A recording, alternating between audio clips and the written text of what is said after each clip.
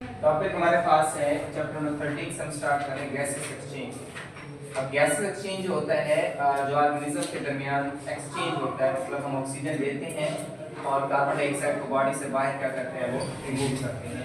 तो इस प्रोसेस को हम क्या नाम देते हैं, ये गैसेस एक्सचेंज कहते हैं। अब गैसेस एक्सचेंज के अंदर जो मेन चीज हमारे पास होती है वो होती है रेस्पिरेशन। अब रेस्पिरेशन में क्या होता है, ये दो तरीके से हमारे पास रेस्पिरेशन होती है। एक होती है ऑर्गेनिज्मिक लेवल के ऊपर होती है और दूसरी हमारे पास क्या होती है, ये सेलुलर लेवल के ऊपर होती है।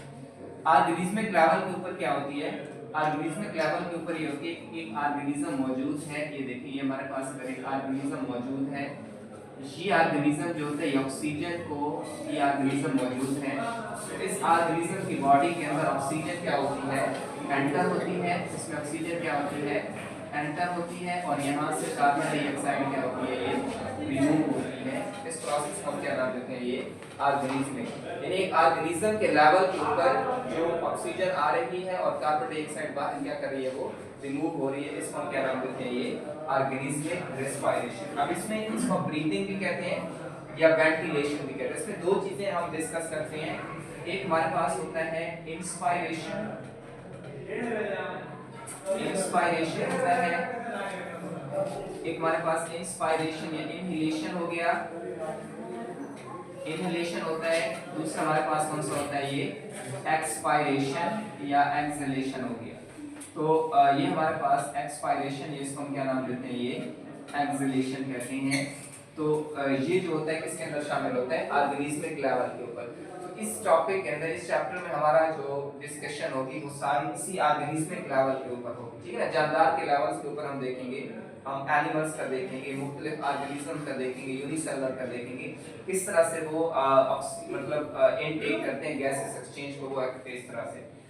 सेलुलर लेवल के अंदर क्या होता है, सेलुलर लेवल के अंदर ये होता है कि हमने जो खुराक खाते हैं वो हमारे सेल के अंदर आ गई। अब वो सेल के अंदर जो खुराक आती है वो किस में कन्वर्ट हो जाती है, ग्लूकोज में। किस में आ जाती है, ये वो कार्बोहाइड्रेट्स टूट जाते हैं और वो अब्सॉर्ब हो जाते हैं, हमारे अब्सॉर्ब होके किस में चले जाते हैं, वो सेल में, ठीक है ना, सेल में आ जाते हैं। और सेल में आपको पता है ग्लूकोज मौजूद, ये जो ग्लूकोज होता है किसके अंदर अब्सॉर्ब हो जाता है, ये सेल में। जब ग्लूकोज सेल में आ जाता है तो ये ऑक्सीजन की मदद से, ऑक्सीजन की मदद से ये ग्लूकोज जो है C6H12O6 ये टूट जाता है किसके अंदर, 6CO2 में, कार्बन डाइऑक्साइड के अंदर टूट जाता है और यहाँ से जो पानी होता है वो क्या होता है, ये रिलीज होता है।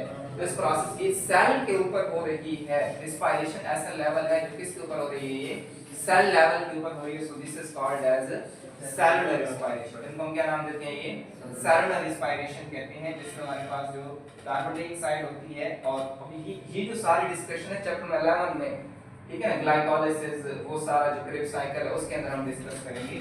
इसके अंदर हमने ये डिस्कस नहीं करना, हमने जो डिस्कस करना है कौन सा, ये ऑर्गेनिज्म क्या है।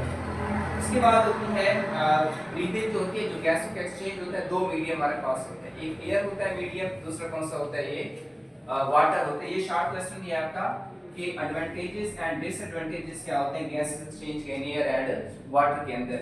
अब जो बेस्ट मीडियम होता है गैसेस एक्सचेंज के लिए हमारे पास कौन सा होता है, ये एयर होता है। इसकी रीजन क्या होती है, पहले रीजन ये है कि अगर आप 1 ग्राम पानी लेते हो और 1 ग्राम आप 1 लीटर आप H2O ले लिया आपने और 1 लीटर आपने क्या ले लिया, ये एयर ले लिया, तो 1 लीटर ऑफ H2O में अब आपके पास जो ऑक्सीजन होगी वो कितना होगी, 10 ml और इसके अंदर एयर के अंदर कितना होगी, 2 ml होगी। तो हमारे पास बेस्ट मीडियम कौन सा हो गया, एयर हो गया। एक दूसरी रीजन ये होता है ऑक्सीजन जो होती है वो 8000 टाइम मोर इजीली डिफ्यूज होती है एज कंपेयर टू वाटर। तो वाटर की कंपैरिजन अगर आप देखें तो इसमें जो ऑक्सीजन होती है वो 8000 टाइम मोर क्या होती है, वो डिफ्यूज होती है। इसी तरह से अगर आप पानी को देखें तो 50 टाइम मोर क्या होता है, ये विस्कस होता है एज कंपेयर टू एयर। तो इन वजूहात की बुनियाद पर हम कह सकते हैं कि जो एयर होती है वो क्या होती है, ये बेटर मीडियम होती है for gas exchange as compare to water. तो ये इसमें होती है। इसी तरह ये गैस एक्सचेंज इन प्लांट्स के अंदर दूसरा हमारा क्वेश्चन है। अब एनिमल्स की जो बॉडी होती है हमारे पास एक्सचेंज के लिए प्रॉपर सिस्टम मौजूद होते हैं, लेकिन अगर हम प्लांट्स की बात करते हैं तो प्लांट्स के अंदर आपको कोई प्रॉपर सिस्टम नजर नहीं आते। प्लांट का हर सेल जो होता है वो डायरेक्ट कांटेक्ट करता है एनवायरनमेंट के साथ, और वहां से गैसों पे क्या होता है, ये एक्सचेंज होता है। तो हर सेल जो होता है वो इसके अंदर क्या होता है, ये इन्वॉल्व होता है।